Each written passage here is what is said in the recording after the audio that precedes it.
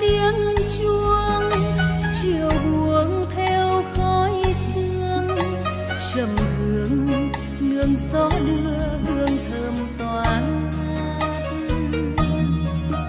Chùa tôi trong nắng mai, màu lam bay thướt tha, gặp nhau chắp tay A Di Đà Phật. Đêm trăng rằm phản chiếu lung linh ngàn, đài sen tỏa sáng dưới bóng từ bi. Lời kinh thiết tha nguyện cầu, hòa chung tiếng mõ ngân vang đến mê. Bờ giác khởi đầu, trăng sao tỏa rạng, hiền môn niết bàn. Chùa tôi dưới bóng trăng, đàn em vui múa ca, hồn nhiên tươi thắm như nụ hoa hồng nhung. Dù gian nan khó nghi, dù thân tâm xót xa, lòng tôi vẫn luôn giữ vững niềm tin.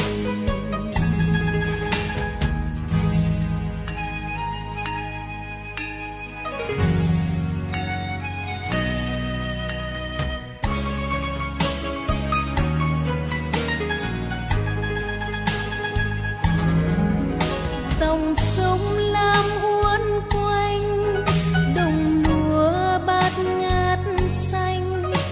Chùa tôi như đóa sen vươn lên trời cao, ngàn hoa thơm thắm tươi, hàng cây cao lá reo. Chùa tôi long lanh dưới nắng chiều rơi, tiếng chuông chùa trầm lắng đem bao nguồn an vui, hạnh phúc trong cõi trần ai.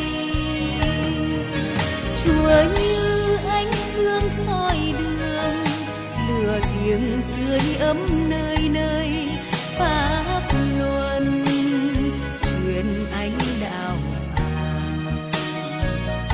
Chúng sanh giác ngộ từ quang nơi lòng. Chùa tôi bao mến thương, là nơi tôi lớn khôn, dạy tôi luôn sống vui chan hòa tình thương. Dù cho năm tháng qua, dù cho bao đổi thay, lòng tôi vẫn luôn nhớ mãi chùa xưa. Chùa tôi vẫn như thái dương rạng soi.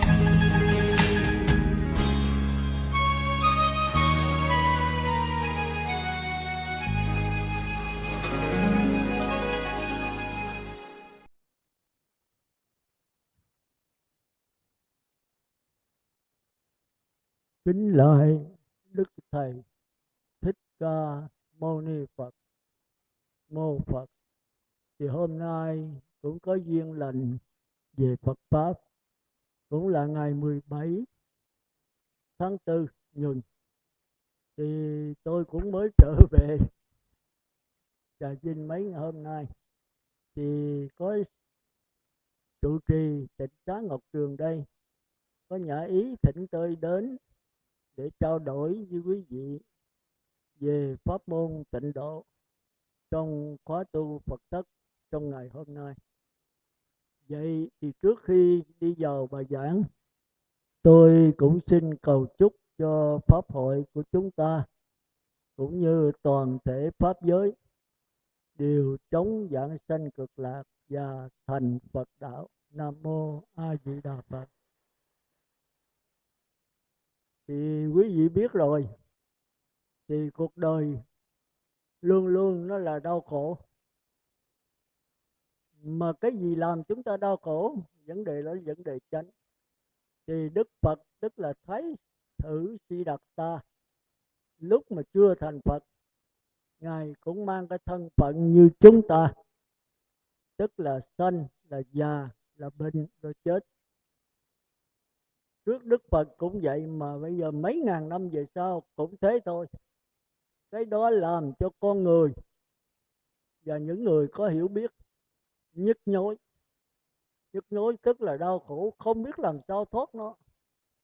Thì bây giờ nhiều tôn giáo, nhiều người đi tìm tôn giáo, đặt ra nhiều cái tông phái. Thì thời Thái tử Siddhartha có 62 tôn giáo, 62 ngoại đạo. Ngoại đạo không có gì xấu, đạo là con đường đi đến giải thoát. Ngoại đạo là đi ngoài con đường đó, đi lẫn quẩn. Thì bây giờ tôi thấy cũng lẫn quẩn thôi. Thì thời đó Thái tử Siddhartha ra đời, Ngài cũng đau khổ vì vấn đề sanh già bệnh chết. Ngài sanh ra, tất cả người cũng sanh ra dưới tiếng khóc chào đời là tu qua, tức là khổ a. Rồi Ngài xin vua cha đi qua cửa thành. Thì trong thành là Ngài hưởng đủ thứ mùi phú quý vinh hoa, không thấy sự đau khổ. Vua cha không cho, nhưng mà Ngài xin là vua cha phải cho đi. Thì biểu dọn dẹp hết, mà làm sao dọn dẹp được. Rồi đi ra cửa thành thứ nhất thì gặp người già lùm cụm. Ở già thì đó là chân mỏi gối dùng, da nhăn má cóp xấu xa, đi còn ngất ngưỡng, té bên đây ngã bên kia. Ai mà lớn tuổi rồi biết, như tôi bây giờ đi là muốn té lúc nào té thôi. Nó đủ thứ bệnh hết. Thì Ngài mới hỏi Sa Nặc là người đánh ngựa cho Ngài đã nữa rồi, ta phải dậy không? Thì Sa Nặc nói kính thưa Thái tử, ai rồi cũng vậy hết á. Ngài nữa rồi lớn tuổi, 70 mấy tuổi Ngài cũng vậy thôi. Nhân sanh thất thập cổ lại hy. Con người mà sống trên 70 tuổi rồi rất khó kiếm. Ngài bây giờ còn 16, 17 tuổi mạnh khỏe. Nhưng mà rồi Ngài cũng phải già, thời gian rất là mau. Ngài khổ đau, để thôi trở về. Chứ ta không muốn đi nữa, với cái sự đau khổ này ta làm sao giải quyết được. Rồi qua thời gian vài tuần, cái Ngài xin đi qua cửa thành thứ nhì. Thấy người bệnh, thì quý vị biết người bệnh rồi. Ai có vô nhà thương dưỡng lão, có đi những cái bệnh viện lớn, thì bây giờ biết bao nhiêu thứ bệnh. Có người rên la khóc lóc thôi, đủ thứ hết. Có người bây giờ nhất là bệnh ung thư, nó không có tha ai hết. Mà người nào dính vô cái đó rồi thì Tây y cũng chạy luôn. Ung thư gan, ung thư phổi, ung thư ruột non, ruột già, ung thư đủ chỗ hết. Bây giờ Tây y là quá tay bệnh, thấy đau khổ. Rồi Ngài hỏi đặt ra gì cho ta bị gì đó không? Nói lúc đó Thái tử cũng không khỏi.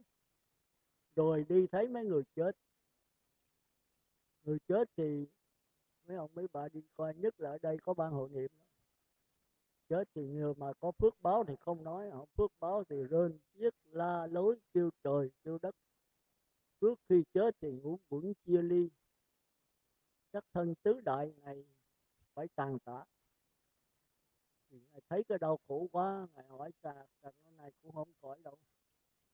Ngài mới nói đi qua cửa thành thứ tư, cuối cùng gặp một thầy tu. Thì Ngài hỏi ông đi tu để làm cái gì? Ông là đi tu để chấm dứt vấn đề sanh già bệnh chết. Ngài nói được sao? Ông nói được tôi mới đi tu chứ. Nếu không được thì tôi đi tu làm cái gì? Rồi mày thái tử mới hỏi muốn vậy phải có điều kiện gì? Ngài nói phải có điều kiện độc thân, ly gia các ái. Điều kiện đó đầu tiên. Rồi Ngài mới thiền định, Ngài mới tìm được cái bất tử trong cái sanh già bệnh chết. Ngài có một cái không hề sanh, không hề già, không hề bệnh, không hề chết.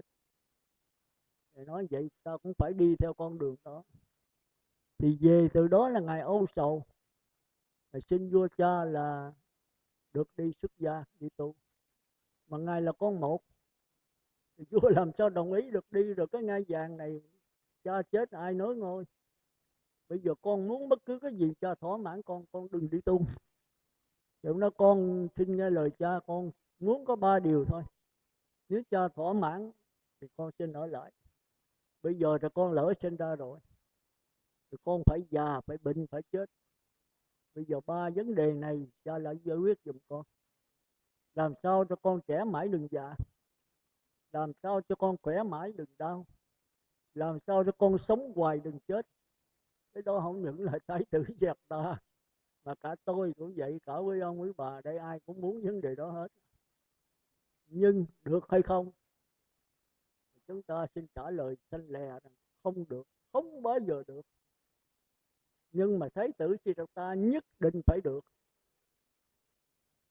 Tôi quyết định của ngài thì cuối cùng hỏi gì đạo sĩ, nó chỉ có con đường duy nhất là sống đời sống độc thân, ly gia các ái. Thành ra ngài xin vua cha, bây giờ ngài cha cho con đi tu, con sẽ tìm được vấn đề chấm dứt cái già bệnh chết. Nếu không là cha con vĩnh viễn không gặp nhau nữa. Còn nếu con tìm được, con sẽ về cứu cha và cứu tất cả thần dân và tất cả những người tu ở trong nước chúng ta và thế giới. Vua cha nó không được, con đi rồi ai thay thế.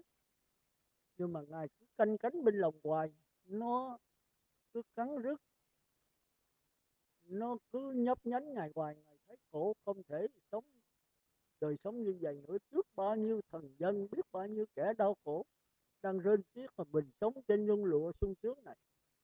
Rồi thời gian 40-50 năm nữa mà già khú mình cũng mang cái này nữa. Rồi cái lớp người đi tới này cũng mang ở trong đó sanh già bệnh chết, mình nhất định phải giải quyết. Và cuối cùng là ngài xin 3-4 lần vua cha không cho. Vua cha biết là thái tử cái ý chí mạnh lắm, mà không cho trước sau gì nó cũng trốn đi thôi. Thì cuối cùng ngài mới hỏi tất cả các quan kiếm một cái cách nào để cầm thái tử lại. Thì trong cung nó không có ai có cách gì hết. Thái tử có 4 chỗ ở, mùa xuân thì chỗ ở khác, mùa hạ, mùa thu, mùa đông, giàu có mà. Làm cho thái tử đừng có chán, có 3 ngày tiểu yến, 7 ngày đại yến. Thế mà thái tử cứ canh cánh bên lòng cái sự cắn rứt, cái sự khắc khoải vì vấn đề sanh già bệnh chết này không vui được. Thì vua cha biết là không thể cầm được, hỏi các quan thì các quan nói bây giờ biết cầm tay. Con chim đại bàng đó mà một khi mà nó vỗ cánh rồi bệ hạ không cột nó được đâu. Thấy không? Thì cuối cùng ông vua bực, nói ta ra lệnh cho các khanh 7 bữa mà kìm không được cách thức ra thì ta cách chức hết. Nuôi quân mà dạng thở mà chỉ dụng có một giờ 1 phút này thôi, không có kế hoạch nào sao. Thì con quan suy nghĩ rồi 7 bữa sau cho hay là dưỡng lão thất ngôn, chỉ có nuôi những người già kinh nghiệm xin cái lời giải. Thì bệ hạ kêu gọi hết những thần dân, những người lớn tuổi 80-90 tuổi, cả 100 tuổi, thì mấy ông già này sẽ có lời chỉ dạy cho mình. Thì vua mới nhóm hết tất cả các quan các dân nào lớn tuổi có kinh nghiệm vô. Ngài cũng đưa ra vấn đề thái tử đó, ngài hỏi. Thì có ông quan lớn tuổi nhất, tỉnh táo nhất, mắt sáng dối tu, ông nói bệ hạ không thể cầm con chim đại bàng, con chim phượng hoàng đó được đâu. Bây giờ chỉ có một cách cuối cùng thôi. Bệ hạ cột bằng sắt bằng gì thì thái tử cũng bức chìm tích thôi. Chỉ còn một nước cuối là cái sợi tóc người đàn bà, thì mai ra cột thái tử được. Nhìn xưa giờ cũng vậy thôi. Nước mất nhà tan, cội bồ đề tróc gốc cũng do cái sợi tóc người đàn bà. Nó mềm yếu, không có gì yếu bằng tóc, bằng nước hết. Mà cũng không có gì bệnh bằng nước. Nước nó tràn ngập thì giết chết biết bao nhiêu người sống thần. Mà chính nước là giúp đỡ biết bao nhiêu người. Mà nó mềm chừng nào chứ chừng nó mạnh mẽ lại mạnh chừng ấy. Thì vua cha thấy chỉ còn cái kế đó thôi, thì mới ra lệnh hết thần dân trong nước và chính cái nước kế. Nước này nước lớn mà, nước chư hầu. Tất cả người nữ nào đẹp thì đem dâng cho thái tử để thái tử lựa. Thì mấy ngàn cung nữ, mấy người đẹp ra thì đem đến thái tử không dự ý. Đua khó à. Thì ngài đẹp trai, học giỏi, con nhà giàu, văn võ song toàn. Cuối cùng ngài lựa một gia nhân thì khó mà kiếm. Thì chính nước, tất cả công chúa, tất cả người đẹp thì dồn về đó hết. Nhưng mà cái nhìn của ngài thì ngài lựa chọn nhiều. Ngài tính xuất gia chứ ngài đâu tính lập gia đình. Thành ra cái nhìn của ngài nó sâu sắc. Rồi cuối cùng đó là ngài cứ đem mấy ngàn cái món quà đó cho cuối cùng hết trơn. Thì mấy người gia nhân nó đi qua hết rồi, cuối cùng hết trơn. Thì cuối cùng cái công chúa Gia Du Đà La là con ông vua Thiện Giác mới đến sau. Cái xe đẹp lộng lẫy xuống rồi lợi lễ thái tử thì hết trơn quà. Thái tử thấy công chúa đẹp quá, chưa có người nào bằng. Ngài vừa ý. Công chúa nhìn thái tử thấy thái tử đẹp trai quá, trai tài gái sắc. Thái tử hết đồ rồi mới tháo cái nhẫn trong tay mình ra máng vô cái tay của. Đó, trước cái sắc đẹp của công chúa Gia Du Đà La, trước cái tài ba của thái tử Siddhartha, thì hai người đó tuy là mặt mừng, trong tâm đã nói rồi nhưng bề mặt còn e không? Nhưng mà thái tử sau khi đeo cái nhẫn cho công chúa rồi thì kể như xong rồi đó. Thì về thái tử mới nói vua cha bây giờ cho người đi hỏi công chúa Gia Du Đà La. Nhưng mà đâu có dễ gì hỏi. Vua Thiện Giác nó con gái ta là gánh gia nhân mà biết mấy chỗ vua rồi đến mà nó không có chịu. Bây giờ nó chịu thái tử thì thái tử phải qua cuộc thử thách. Thái tử thì đẹp trai nhưng mà phải văn võ song toàn. Tài sắc rồi phải tài và phải sắc đẹp nữa. Sắc tài danh lợi thực ăn uống ngủ nghỉ thì thái tử phải đầy đủ hết. Thì bây giờ phải tranh giành với thái tử của các nước và các công tử của các nước, tranh giành về cung kiếm, về văn chương đủ thứ hết. Vua cha nghe nói rồi bắt đầu sầu. Thái tử mình thì giỏi thiệt nhưng mà tranh tới 9 nước chư hầu làm sao mà làm lại. Thì thái tử cho vua cha hay là cha đừng có buồn, con dư sức thôi. Thái tử có đó học mấy ông thầy phải nể đó. Ông thầy là phải học hỏi lại dạy lại. Mấy ông thầy mà dạy thái tử nó bè đừng lo, thái tử dư sức thắng rồi. Thành ra sau khi bài cái cuộc tranh tài vừa văn vừa võ thì thôi tôi bỏ qua không kể, nó dài lắm. Thì thái tử đều thắng hết. Thì cuối cùng công chúa Gia Du Đà La phải về tay thái tử. Nhưng mà như vậy nó có yên. Thì thái tử sau khi lấy công chúa rồi thì được năm sau sanh được đứa con. Thì đó là La Hầu La. Thì thái tử hay cái tin đó, vua cha hoàng vua Tịnh Phạn rất là vui. Thái tử hay tin đó vừa vui vừa mừng, vừa khóc vừa mừng. Thì người ta mới hỏi tại sao ngài lại vui mà lại vừa buồn. Ngài nói vui đó là được một đứa con trai để nối dõi cho ta.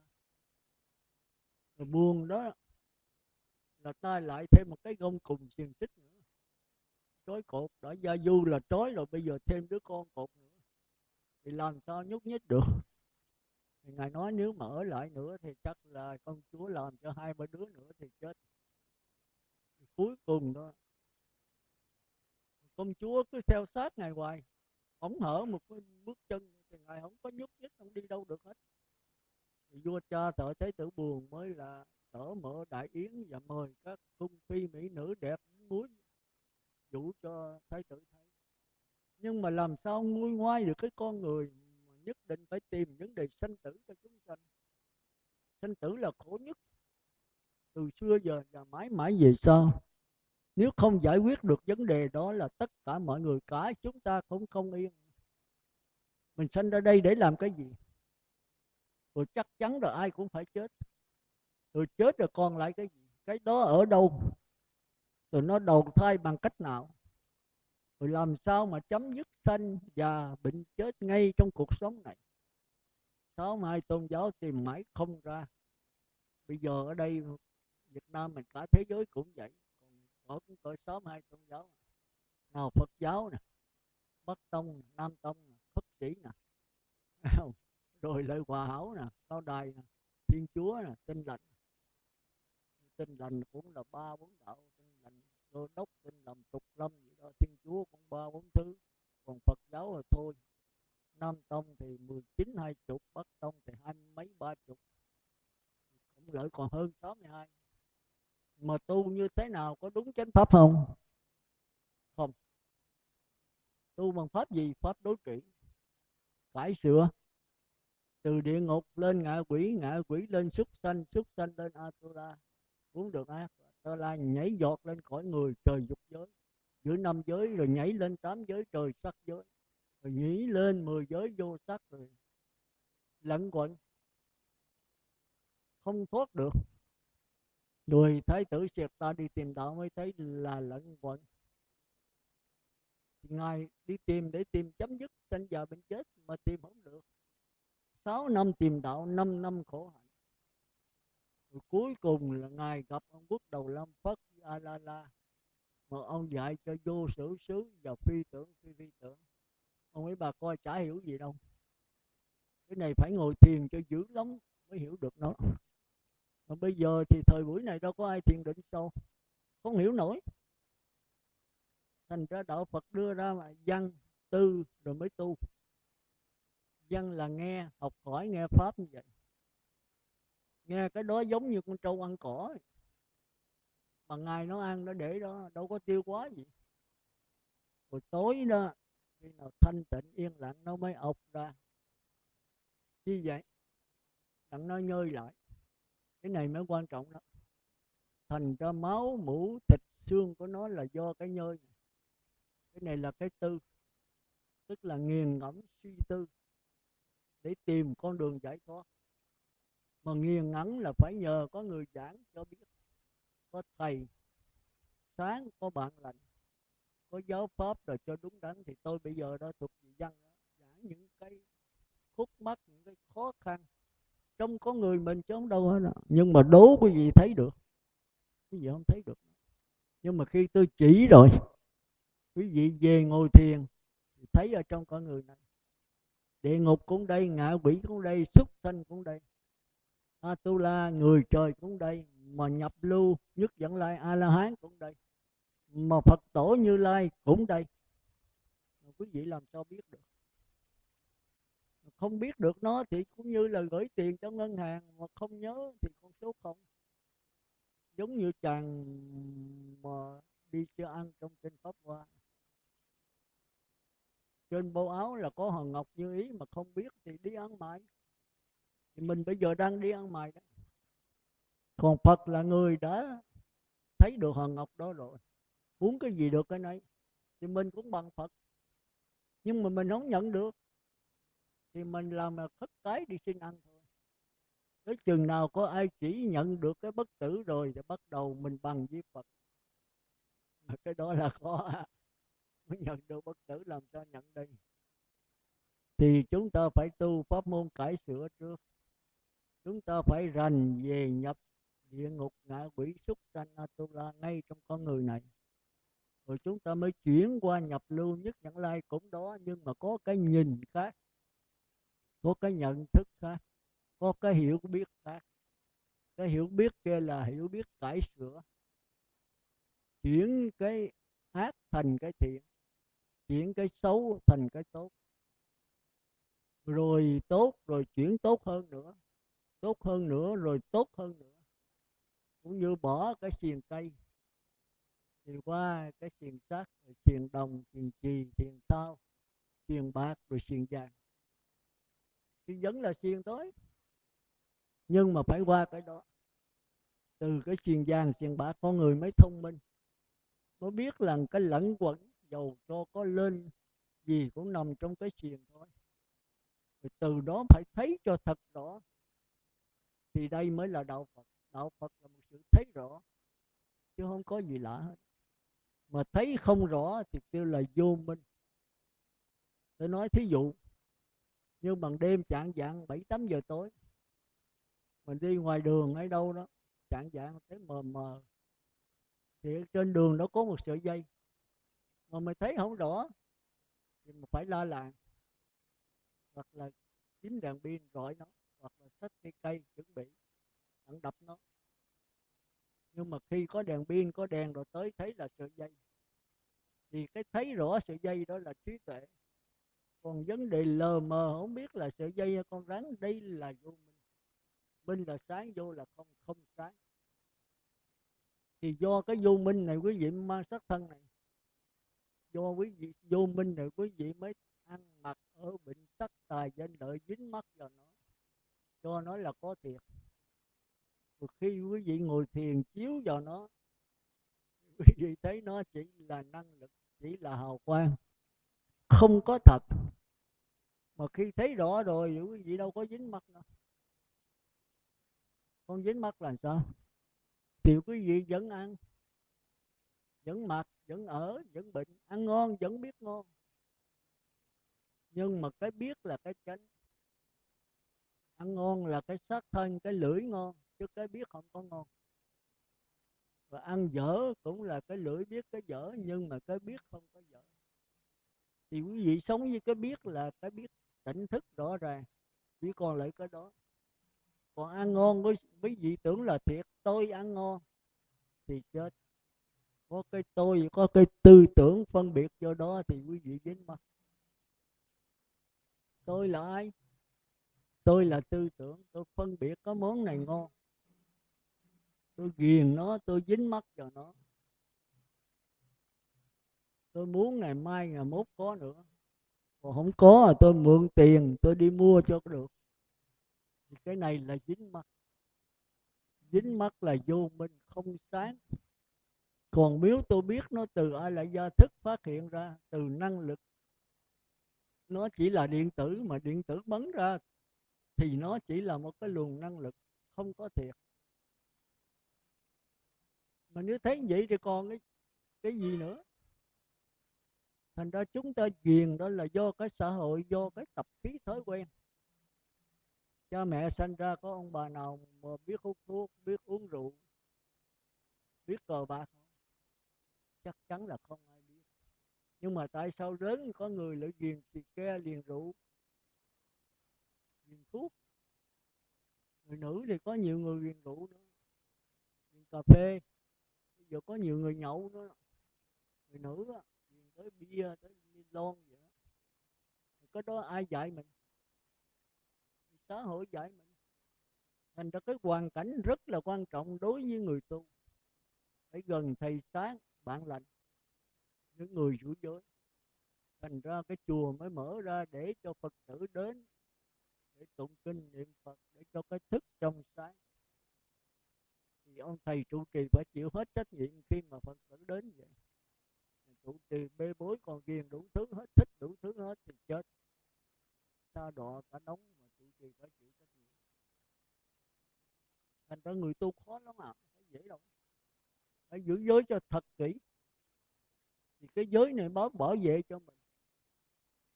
Thành ra nếu quý vị sát sanh, trộm cắp, tà dâm, nói dối, uống rượu, làm mấy cái đó thì công lý nó không có tha mình. Quý vị cầu Quan Âm, cầu A Di Đà cứu đỡ, không có ai cứu được. Chỉ có công an nó cứu mình thôi. Muốn khỏi cái đó thì nhờ giới luật, chứ không có ông Phật nào cứu mình được.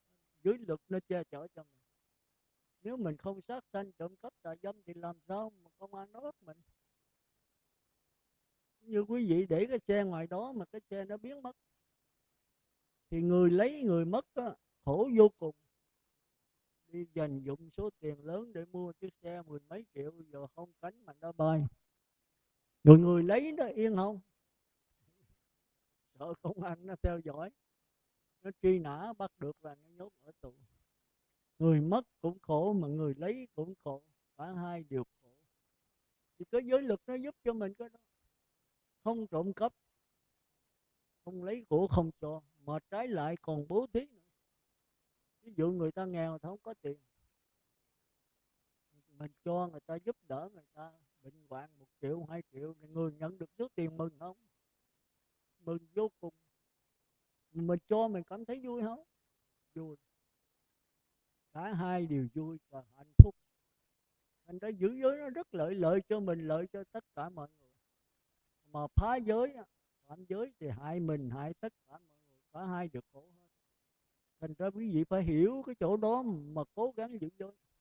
Trước tiên là lợi cho mình, rồi lợi cho gia đình, vợ con, cha mẹ mình, khỏi mang tiếng. Còn quý vị phạm giới thì quý vị ở tù, nhưng mà cha mẹ vợ con phải liên can, phải đi nuôi cơm, rồi phải bị chửi lây, rồi gia đình lại đói thêm. Mình phải biết cái chỗ đó. Thành ra cái đầu tiên của đạo Phật đó là đi vào giới luật trung bình. Thành ra đạo Phật nói rất nhiều, nhưng mà tóm lại cũng ngắn gọn thôi. Ông tể tướng là ông gặp ông thiền sư Ổ Quả. Ông nói trời ơi, ngài ngồi cao quá, ngồi tới cái cây cao vậy, tôi lo cho ngài té xuống ngài chết. Ông nói tôi ngồi cao không bằng ngài, ngài mới cao à, ngài không sợ là ngài té mà ngài lo tôi té. Tể tướng nói tôi đứng ở trên mặt đất mà sao ngài nói là tôi ngồi cao, còn ngài ngồi trên cây cao làm cái ổ quả ôi sò thiền sư. Mà tôi nói vậy mà ngài tôi còn cao hơn ngài. Rồi ngài hỏi lại thì thiền sư cũng đọc lại lần thứ hai. Ngài nói tôi không hiểu, ngài thiền sư là ngài phải sáng lắm chứ, sao ngài nói tôi ngồi cao. Tôi mới thấy ngài ngồi cao. Ngài ngồi như vậy mà ngài ngủ gục một cái là ngài gãy tay gãy chân. Tôi ngồi tôi trên đất mà tôi đi trên ngựa vững vàng như vậy mà. Thiền sư mới đọc lần thứ ba. Để tướng ngồi cao mà để tướng không lo. Lần thứ ba thì ngài hiểu liền. Tôi có học mà làm cho để tướng. Ngồi cao tức là địa vị quá cao. Một nhà giàu thì trăm nhà ghen ghét. Mình có ăn thì biết bao nhiêu người dòm nó, trộm cướp. Ta nói là tài thuộc ngũ gia phi ngã hữu. Tiền bạc nó thuộc là năm nhà ta chẳng có. Nước tuôn, lửa cháy, vợ con phá tán, trộm cướp cướp giật, tranh thủ tịch thầu, không có yên được. Thành ra đừng tưởng giàu là sướng, mà giàu mà biết xài tiền á thì cũng phải là cái biết, là cái nhận thức là trên hết. Thành ra Đức Phật, cái giáo hội ngài 1280 vị là không dùng cái gông cùng gì hết, chỉ cải sửa cái hiểu biết. Cái hiểu biết mới là quan trọng. Đạo Phật kêu có nói là cái tâm. Nhiều quý vị do cái tâm mà dính mắc thì đạo Phật kêu là vô minh, tức là ngu si. Mà ta muốn sáng suốt thì phải biết phương pháp tu, thì cái đó là khó. Đó là khó. Thành ra sau khi mà Đức Phật ngồi thiền 49 ngày, ngài xả ra rồi, ngài đi hết khắp cả 5 năm tìm đạo, gặp ông Quốc Đồ Na Phất A La La, một ông thì nhập việc thọ tưởng định thì thấy được A La Hán, rồi xả ra mới tạo ra cái A La Hán giả. Còn một ông thì phi tưởng, thấy giống Như Lai, xả ra mới tạo ra phi tưởng giống hệt Như Lai. Thì Thái tử sau khi 7 ngày nhập vô đó là thấy không đúng, thì ngài mới là tự tìm lấy. Tìm xong thì ngài biết rằng chúng sanh khó tu lắm. Chúng sanh hồi lúc sanh ra tới bây giờ chuyên tu cải sửa không à. Tu là gì? Tu là sửa. Hồi xưa giờ định nghĩa vậy, bây giờ ra hỏi ngoài con tôn giáo nào cũng nói tu là sửa. Sửa cái ác thành cái thiện, sửa cái quấy thành cái phải, sửa cái tội lỗi thành cái hạnh phúc. Mà sửa thì lẫn quẩn, sửa cái xiên cây, xiên sắt, xiên bạc, xiên chì, rồi qua tới xiên vàng thì cũng là xiên. Có mình Thái tử Xì Đạt Ta mới thấy. Sau ngày đắc rồi, ngài nói cha, tu của mình là nhận lại, nó đi ngược với dòng đời. Đời thì muốn sắc, tài, danh, lợi cho thật đẹp, tiền bạc cho nhiều. Thì mấy ông mấy bà thấy do cái thời cách mạng này rồi, bị lấy sạch trơn, sạch sành xanh. Có người mong cầu một cái nhà nhỏ sống yên được rồi, có bắt tù tội đi đài này kia cực khổ. Rồi sau khi bây giờ trốn ra ngoại quốc, đã đời trở về, bây giờ giàu, muốn giàu thêm, quên hồi trước là mình đã phát nguyện là Thôi từ nay là mình không có ham giàu có nữa, miễn an lành, vợ chồng con cái sống sum họp được rồi. Nhưng mà khi sum họp rồi lại là muốn hơn nữa. Đó, chúng ta thấy con người mình giống như con khỉ. Cái tư tưởng nó phóng tùm lum, phóng tùm lum. Mình ta thấy tự si ra ta mới thấy khỏi lời được khó tu. Thì ngài tính nghĩ chư thiên cõi trời mới thấy, mới xuống năn nỉ ngài. Thì ngài dòm ra cái hồ sen trước mặt thì ngài thấy những cái nó chìm dưới đáy nước, những cái lơ lửng, những cái vượt lên cao. Thì những cái chìm dưới đáy nước thì chịu hạ phẩm, còn những cái lơ lửng thì có thể đưa lên được, còn những cái vượt cao thì những người căn cơ đủ. Thì ngài đứng dậy nói ta đi giáo hóa. Những người có mắt thì thấy mà mắt mình, có tai nghe lỗ tai mình, có lỗ mũi thở mà lỗ mũi. Đừng có thở bằng lỗ mũi Như Lai, thấy bằng mắt Như Lai nữa. Thì mới có cái tướng Sa môn quả là hôm nay.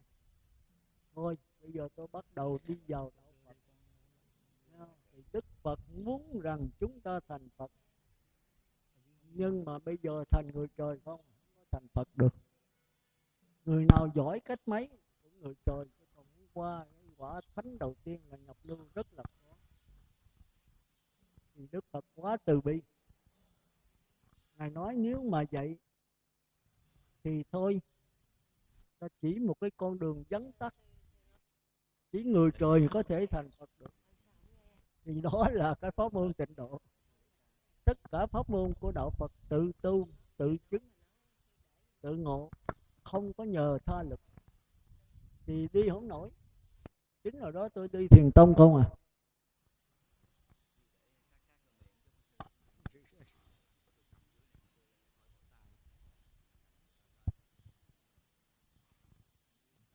Đó thì ngài thấy rằng thời buổi này là khó đắc thánh quả được.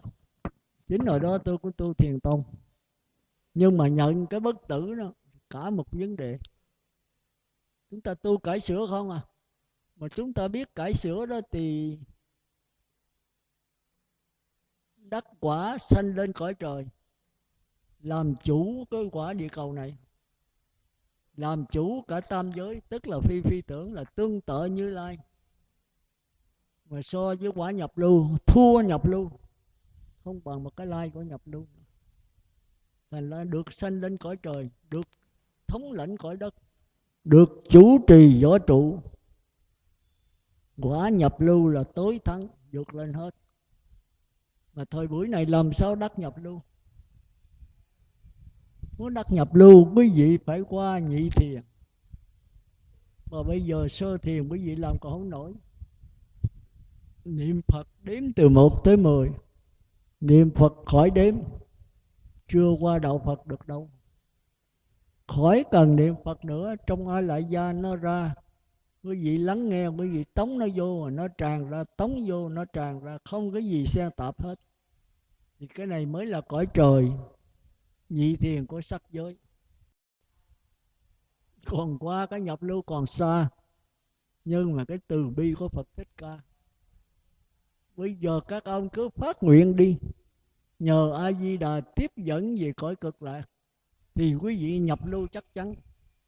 Còn ở đây nó quá là cõi trời, thì quý vị chết quý vị có thể tự lực giảng sanh về cõi trời nhị thiền của sắc giới, thì lẫn quẩn hưởng hết phước rồi trở lui nữa.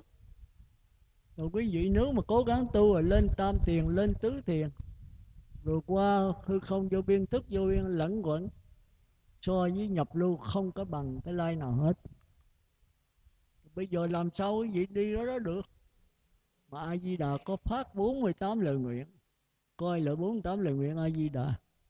Nếu ai được nhất niệm mà phát nguyện về xứ cực lạc của ta thì ta đều tiếp dẫn. Có 3 nguyện quan trọng nhất, nguyện 18, 19 và 20. Coi lại nha, chữ Hán thôi có coi. Mỗi người mỗi dịch khác. Tôi coi 10 mấy 20 lần vì tôi là biết chữ Hán. Tôi suy gẫm rồi tôi giảng nó nhất trí.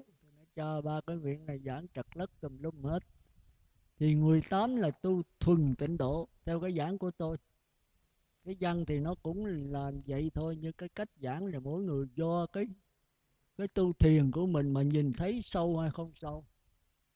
Thì 18 là tôi thấy tu thuần tịnh độ, tức là chỉ niệm Phật A Di Đà hoặc là Quan Âm thôi, thuần cái đó. Ngoài ta đời có nói đó, tiểu phú mà do chuyên, đại phú do cần. Người muốn đắc cái quả thánh sơ cơ là tiểu phú á, dồi dào nhất thì phải chuyên. Chuyên là gì, cần là gì quý vị biết không? Chuyên là một cái à, đừng có hai ba chân, đừng có nhảy bên này nhảy bên kia. Ở hồi tê tịnh độ 4 ngồi tu tiền, mai tốt tu tiếng niệm xứ, rồi tu tiên, rồi tu ngoại đạo, là không được cái gì bắt cá hai tay. Chuyên tức là một cái thôi. Cần, cần là gì? Cần là làm mãi tinh tấn. Trên đường đạo không gì bằng tinh tấn, không gì bằng trí tuệ của đời ta. Sống phiêu linh trên kiếp sống ta bà, chỉ có tinh tấn là vượt qua tất cả.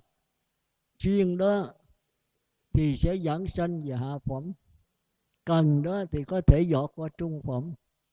Thành ra tu là phải cần mẫn, tức là làm cái gì làm cho điều nó. Còn hãy tu tịnh độ là theo tịnh độ. Tịnh độ ba hồi nhảy qua thiền tông, rồi ba hồi nhảy qua mật tông. Bây giờ mấy ông bà tu vậy đó, có người thì tu rồi tụng thêm chú Đại Bi, rồi chú gì là đủ thứ hết. Hỏi tôi được không sư? Tôi nói bắt cá hay ba tay được không? Nếu được thì cứ làm. Nhưng mà một tay mà ôm con cá mà bắt cho vững mà thấy còn khó. Mình đã làm cái gì một cái là tịnh độ thôi. Còn nếu là tu pháp qua thì pháp qua thôi. Phân nửa tịnh độ, phân nửa pháp qua, rồi phân nửa mật chú, rồi trụng thêm đại bi nữa. Trời ơi, cái tâm gì tới 3-4 cái tâm. Mình là sơ cơ mà. Thành ra nguyện 18 là tu thuần tịnh độ, tức là chỉ đặt rồng niệm Phật thôi, có một cái à. Chuyên.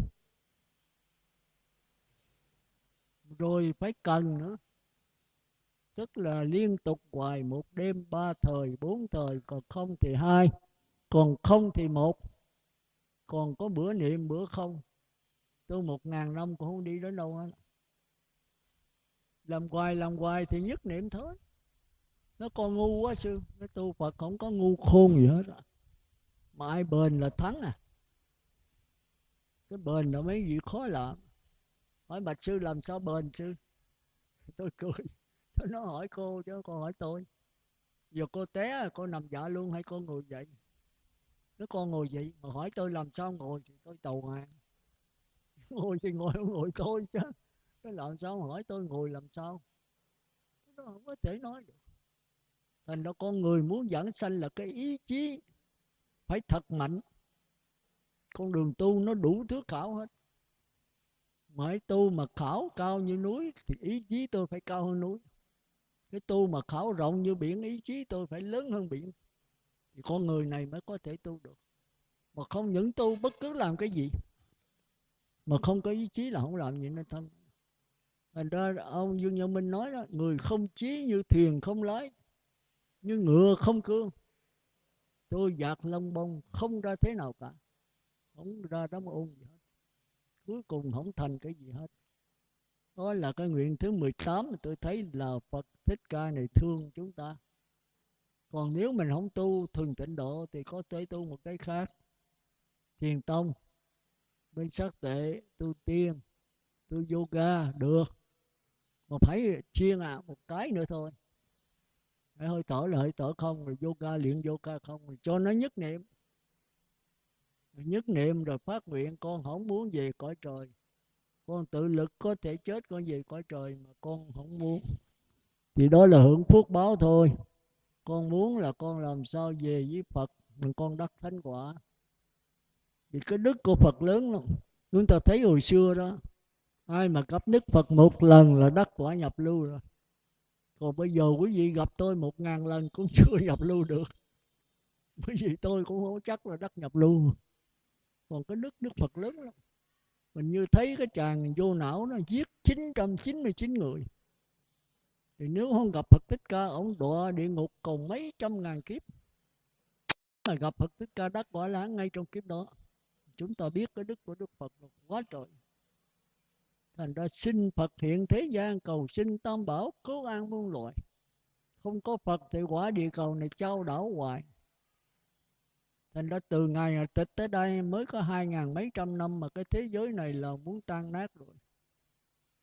Chúng sanh bây giờ nó chới giới, nó đau khổ đủ thứ hết. Bây giờ lại có 21 tháng 12 gì tận thế gì đó, giờ gom ở Châu Đốc sấm giảng đem đi gửi tùm lum, tới cảnh sát tôi cũng có, tôi lấy tôi đốt hết. Có người hỏi gì có hay không mà sư đốt. Tôi nói tôi không thể nói có hay không được. Thế giới này có tận thế hay không là do đâu biết không? Nó vô ơn trên quyết định. Tôi nói ơn trên là ai? Ở đâu? Ơn trên nào mà quyết định cho cái quả địa cầu này? Nói vậy là nó nói gì không có hay sư? Tôi nói không phải, tôi nói không có. Mà không phải tôi nói có. Cái ơn trên của quả địa cầu này tận hay không tận là do quý vị, do mỗi người chúng ta. 6 tỷ người này tạo nên cái cõi ta bà này. Để chúng ta có tư tưởng ác thì cái cõi này sẽ nổi sóng thần, sẽ thiên tai, sẽ lửa cháy, đủ thứ chuyện hết. Còn nếu chúng ta có tư tưởng thiện thì cõi này sẽ hiền thiện, mưa thuận gió hòa. Tư tưởng con người tạo nên cái cảnh giới. Thành đâu quý vị thấy là trong kinh có 3 nghiệp thôi. Thân nghiệp bởi vì nữa, khẩu nghiệp bởi vì nữa, ý nghiệp. Mà trong đó cái gì quan trọng nhất là cái ý nghiệp. Ý nghiệp là tư tưởng quyết định cho cái xác thân và lời nói. Lời nói xác thân không quan trọng. Nếu cái tư tưởng tôi mà cái ý tôi tốt thì lời nói trở thành thiện, cái hành động tôi thiện. Rồi bây giờ cái ý nghĩ tôi ác thì giờ lời nói cách mấy cũng là ác. Cái lời nói có khi mà nổi sân, nói nặng này kia, nhưng mà cái ý bên trong không phải vậy thì cái này lại là thiện. Thành có quyết định con người, chúng ta đừng nhìn cái hành động, đừng nhìn cái hình tướng bên ngoài, mà phải coi cái tâm bên trong. Cái tâm bên trong mới là quyết định hành động chứ.